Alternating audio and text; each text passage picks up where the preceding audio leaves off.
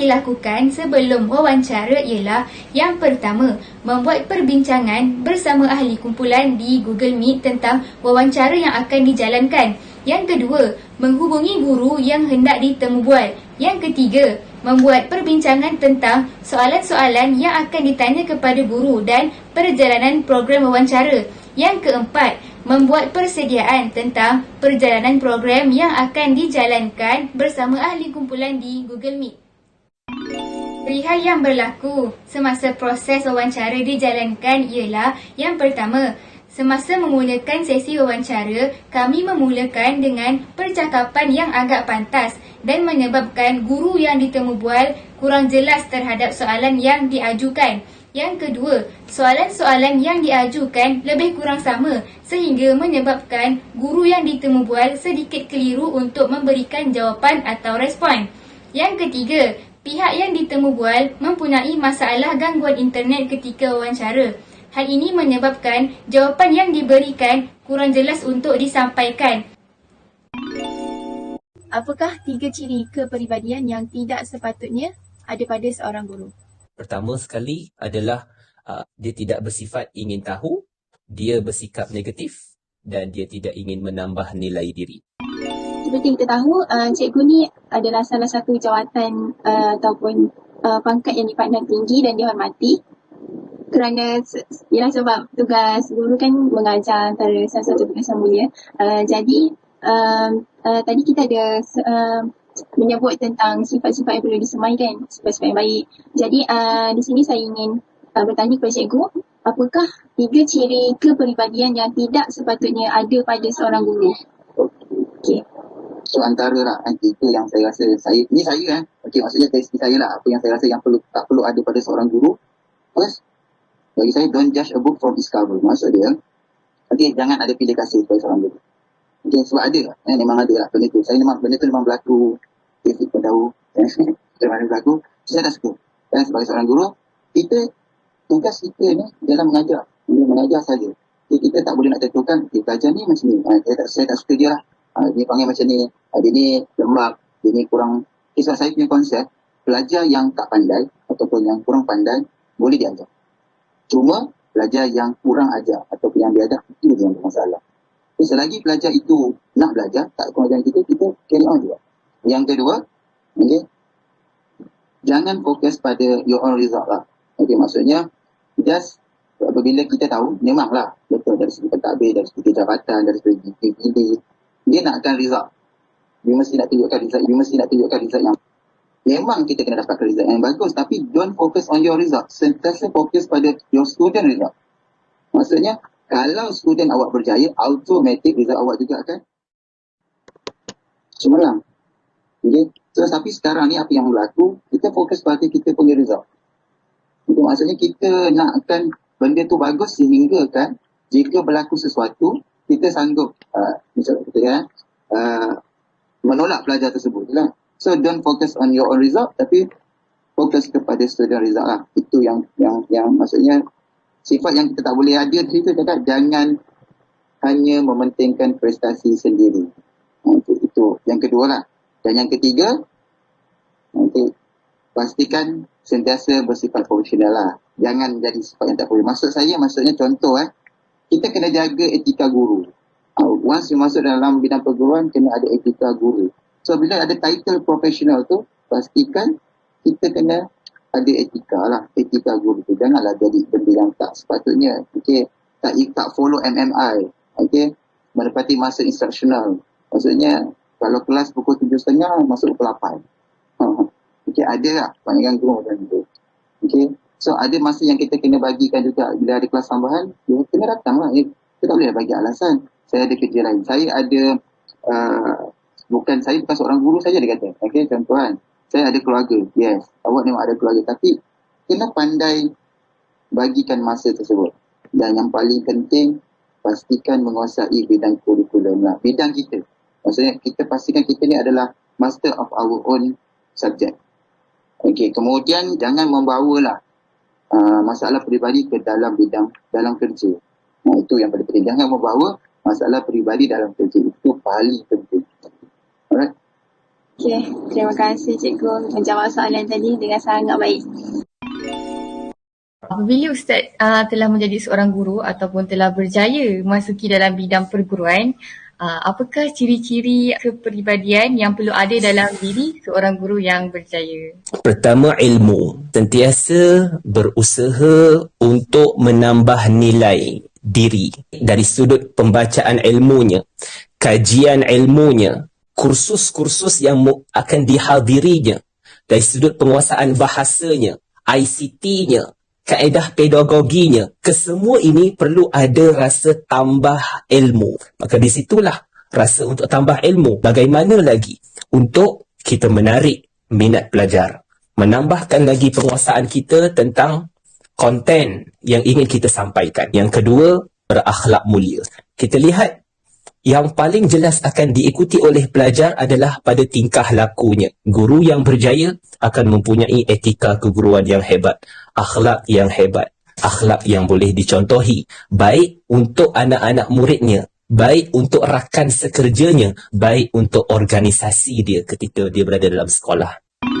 Sekarang cikgu telah berjaya memasuki bidang perguruan kan? Boleh tak cikgu nyatakan 3 ciri kepribadian yang perlu ada dalam seseorang guru yang berjaya? Okey, ciri memang banyak lah. Ciri guru. Okey, so bagi saya yang pertama sekali, peribadi lah. Okey, sebagai seorang guru, kita mesti ada tunjukkan contoh guru atau menjadi teladan kepada anak murid kita. So, sebagai guru, okey, sentiasa menunjukkan ciri-ciri contoh-contoh yang baik lah kepada teladan. Itu yang besar bagi saya.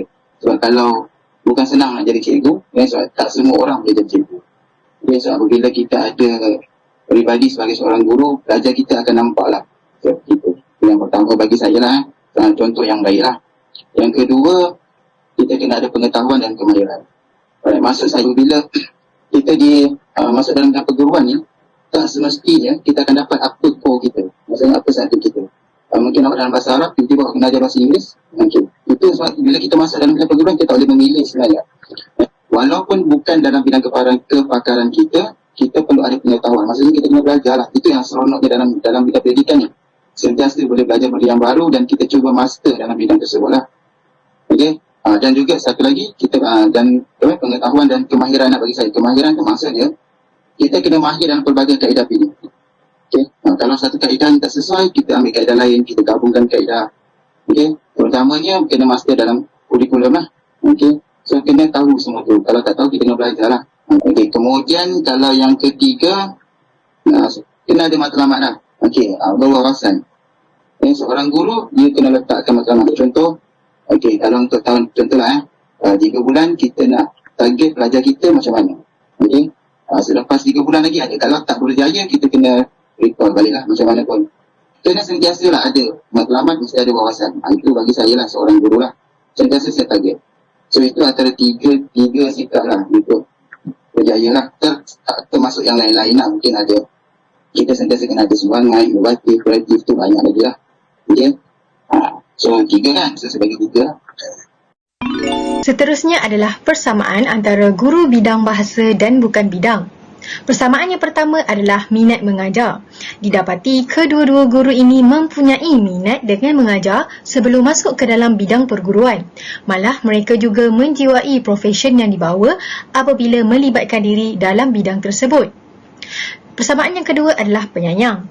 Apa yang kami peroleh, guru yang penyayang ialah seseorang yang mengambil berat tentang kesejahteraan pelajarnya, di mana terdapat sikap penyayang yang dipupuk pada diri kedua-dua guru ini terhadap anak murid mereka.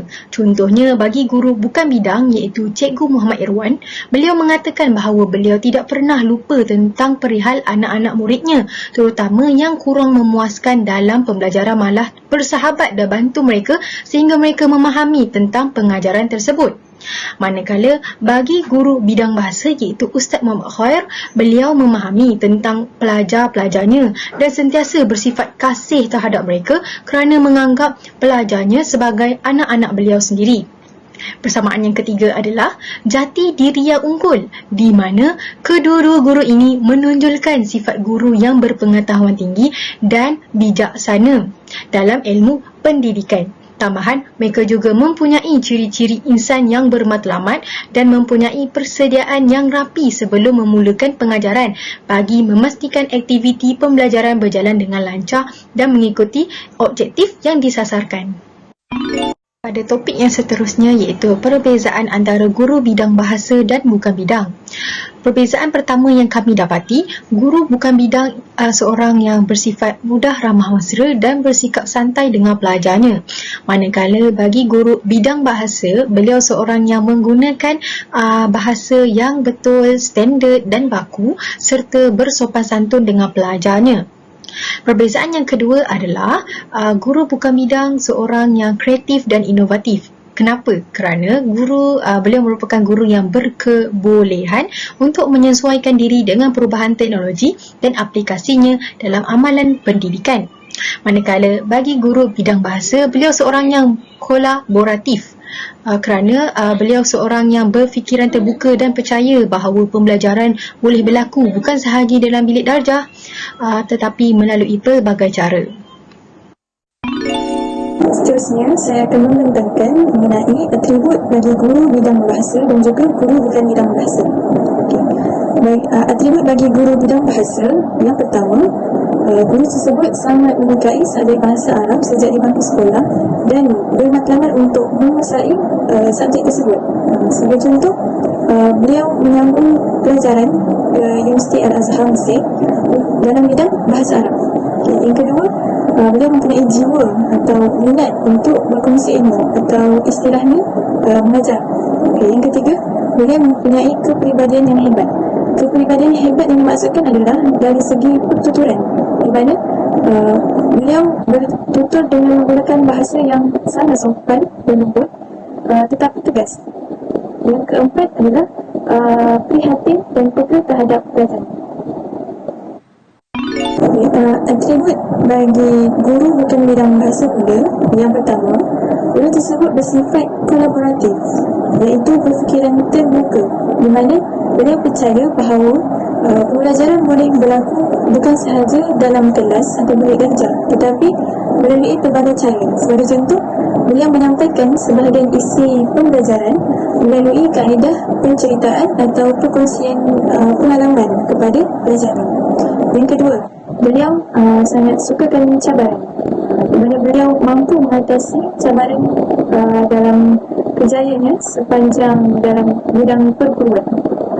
Contohnya, apabila guru tersebut perlu mengajar pelajarnya subjek yang hampir setahun ditinggalkan. Yang ketiga, beliau mempunyai semangat juang yang tinggi.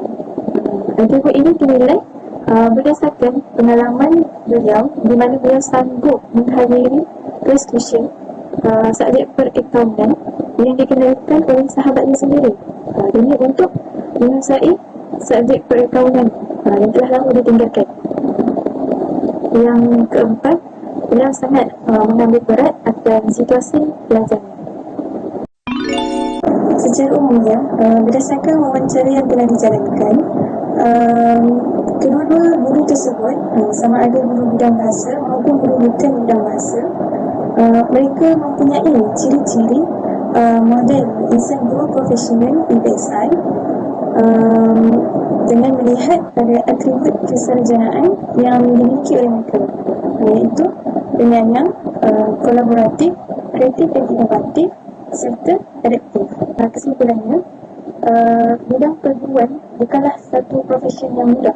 Namun sekiranya kita bakal guru dapat menyemai atribut insan guru profesional dalam diri kita pada peringkat permulaan ini, ia mampu melahirkan insan guru profesional apabila sudah bergelar guru nanti, insyaAllah. Sekian, terima kasih.